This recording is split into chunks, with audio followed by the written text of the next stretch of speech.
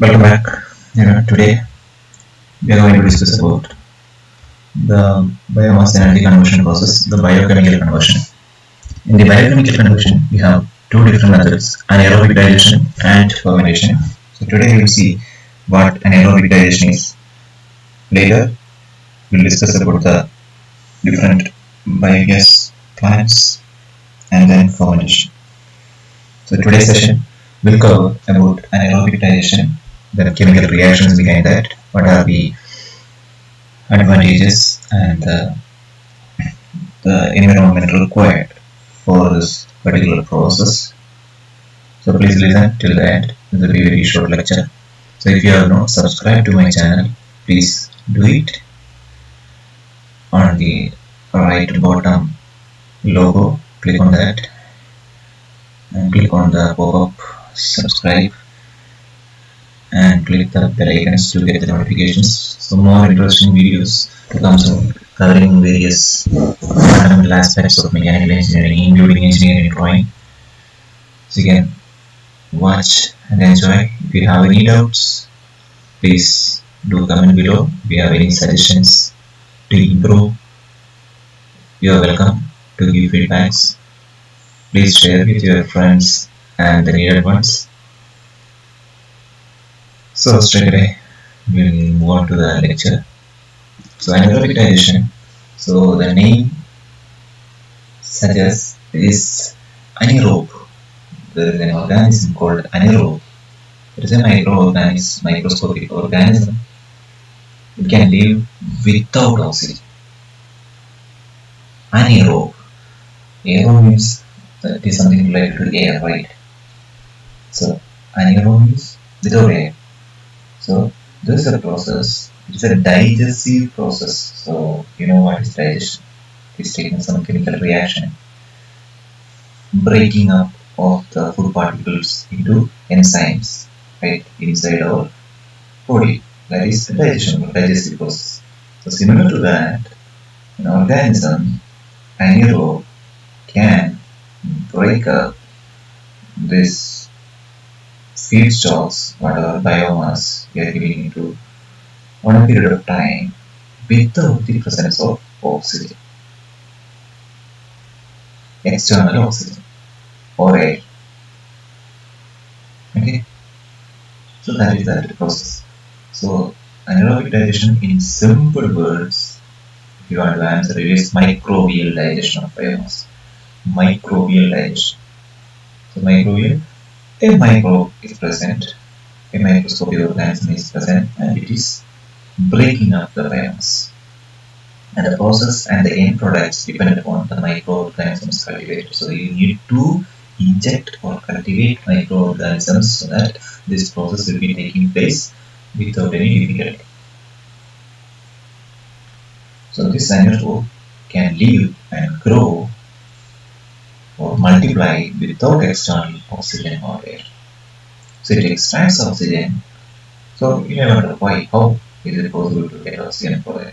By decomposing the biomass at low temperature. So the second criteria is, first criteria, there should be sufficient number of anaerobe present. The second criteria is the temperature should be below up to 65 degrees Celsius. The temperature should be low. And third criteria is moisture should be present. This process will not work on dry biomass. If you simply give some wood dust, sawdust or wood chips, it will not work. There should be moisture. And the process is very slow. You cannot get biogas in a day or two. It is very slow. The process is very slow and may take several days or weeks. Usually 14 days or 2 weeks. So it is a natural biological process for treating biodegradable residues by means of bacterial action in the absence of oxygen. So it is a natural process. This anaerobic digestion process is a natural biological process for treating biodegradable residues by means of bacterial action. Which bacteria? Microbe. The microscopic organism acts on this biodegradable ways or residues, and it will convert that into energy. There is a fully proven commercial process which generates a biogas, which can be used by a combined heat and power cogeneration unit. Combined heat and power CHP means cogeneration. Already we have discussed in the earlier chapters, to generate electricity and heat. So combined heat and power means heat, thermal energy plus power, electricity, for export and a liquid biofertilizer. Not only that, not only heat and power, it is more than cogeneration plus liquid biofertilizer that could be used for growing the plants.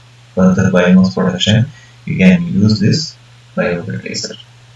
The advantage is threefold. You can have thermal energy, electricity plus a fertilizer, biofertilizer. These are the usual commonly used feedstocks used in a digester. Organic municipal waste, which contains moisture, agricultural biomass, waste moisture will be the forest biomass, except this food chips and all, aquatic biomass, human and animal excreta. So all these things could be used as feedstocks in a biomass digester. So the main products of the anaerobic digestion process are methane and carbon dioxide gas, with small impurities such as hydrogen sulfide. The output obtained from anaerobic digestion can be directly burned to produce heat, thermal energy, or upgraded to superior fuel as methane by removal of CO2 and other impurities, and further used for production of electricity. The residue of the process may consist of protein-rich sludge and liquid effluents. This could be used as fertilizer.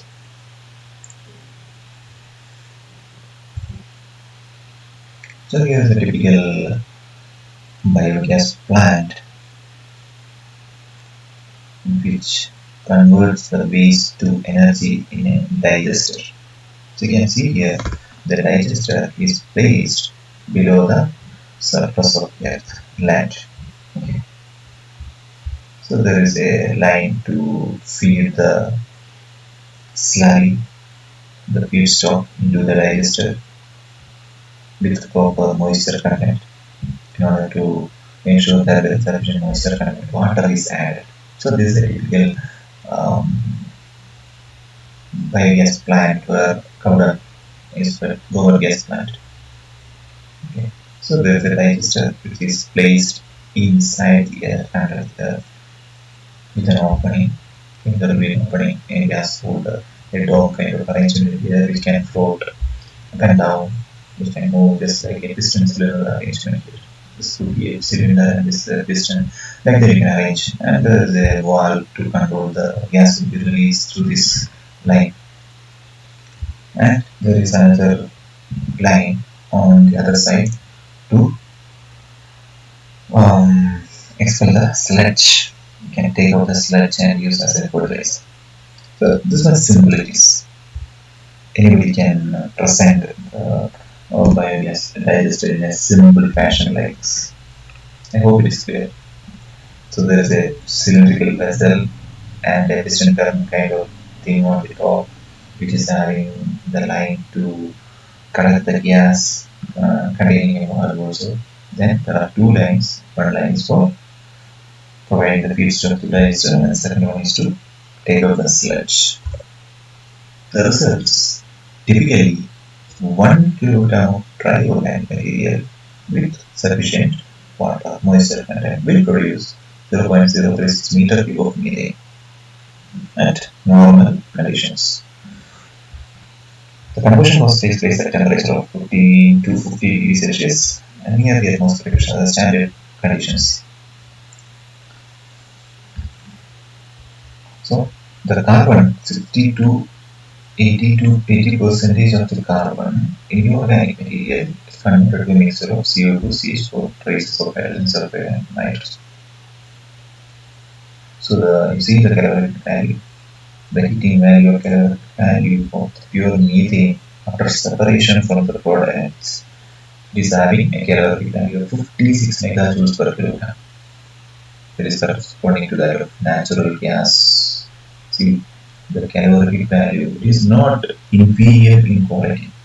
The products obtained from the anaerobic digestion in a biogas digester is not inferior. It is equivalent. The energy value, the calorific value or the heating value, we are getting 56 megajoules of energy. If you burn a kilogram of methane obtained from biogas digester and get 56 megajoules, that is equivalent to that of natural gas. So it is quality product. So these are the chemical reactions taking place inside the digester. The organic material plus moisture will be converted to acids, alcohols and aldehydes plus H2 and CO2 initially. Then these acids, alcohols, aldehydes and CO2 will react further to get release methane and carbon dioxide gas. Then we can separate. So this is a detailed thing. This thing is written in detail here in two different steps. So we are getting finally the CH4. Then further we can separate out CH4 using suitable reactions to get pure methane gas by removing this CO2. So what is a biogas plant? Biogas plant obviously will produce CH4 plus CO2, that is methane plus CO2. Methane is an odorless, colorless, good calorific value we have seen in greenhouse gas. Obviously it will produce greenhouse gas. The feedstocks, animal manures, excreta, kitchen waste, industrial chemical processes, seawater, bed, all these things will be used as feedstocks.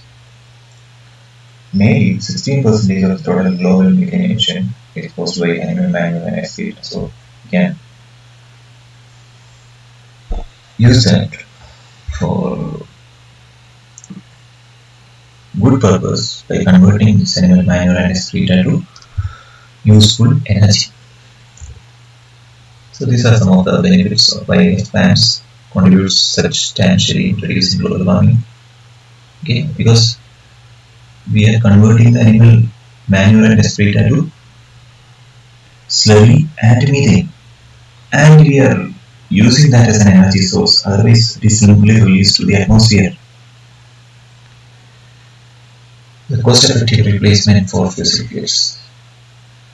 From the quality energy point of view also, it is equivalent to natural gas we have seen. This smoke-free gas emits less carbon dioxide as compared to other fuels. So compared to other fuels, carbon dioxide emission from methane is less. Very efficient and environmentally friendly solution for disposing of various organic matter, waste to energy. So this is a method of waste to energy conversion. So methane, unless processed properly and utilized properly, contributes largely in global warming. So it traps 21 times more heat than CO2. So over the 100 years, 25 times more temperature impact than that by CO2, by methane. So biogas plants traps methane, convert that into fuel and plus carbon dioxide. So it can trap carbon dioxide also. We can separate out methane. We are getting methane rich gas, methane plus CO2 as a product. If you want, we can separate out methane, or we can use as such for heating or whatever purpose. So these are the really a good method to help in reduction in global warming. So in the next lecture, we will discuss about the types of biogas plants, fixed dome type and floating drum plants. So bye for now. I hope you enjoyed the lecture. We will see you in the next class.